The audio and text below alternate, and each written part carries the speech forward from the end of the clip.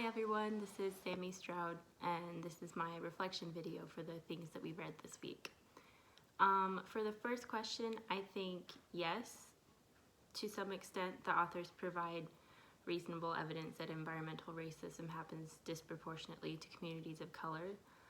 Polito doesn't really give evidence. Mostly she bases her whole argument on the fact of environmental racism, but I think that's because her audience is EJ scholars and activists, so she doesn't really need to convince them that it exists. And I think for the Black Wall Street article, yes, whites not only caused the massacre / destruction of Black Wall Street, but they kind of proved how the government and white land developers benefited financially from it.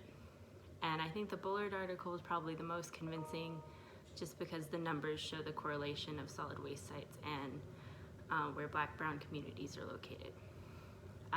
For the second question, I would also say yes, I think that there should be reparations for the people involved. What that should look like is obviously a much harder question.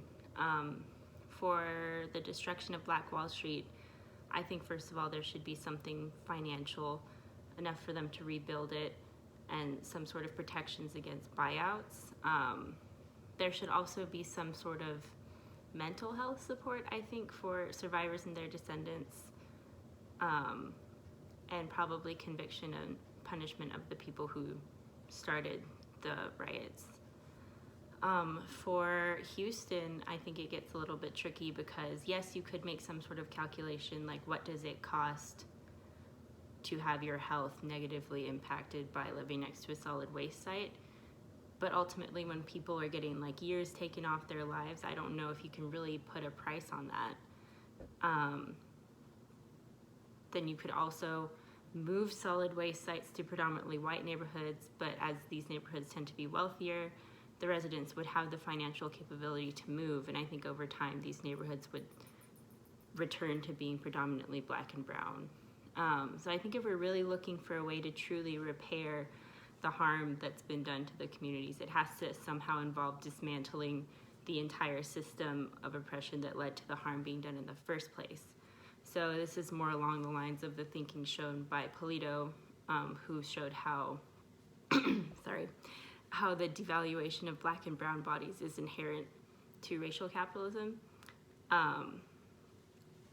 But that's kind of a more long-term solution. So I think short-term, maybe moving the sites and giving financial compensation to people. As for questions I have for Polito, my question is, what would our state look like if it was purged of racial capitalism? / is that even possible? How intrinsic has racial capitalism become to our country and our government and the way that it runs? And my other question concerns the Houston article. Is it possible in our current society, considering what we know about gentrification, for, I guess, solid waste sites / urban pollution in general to not disproportionately affect Black and brown people, given that they they generally tend to be less well off.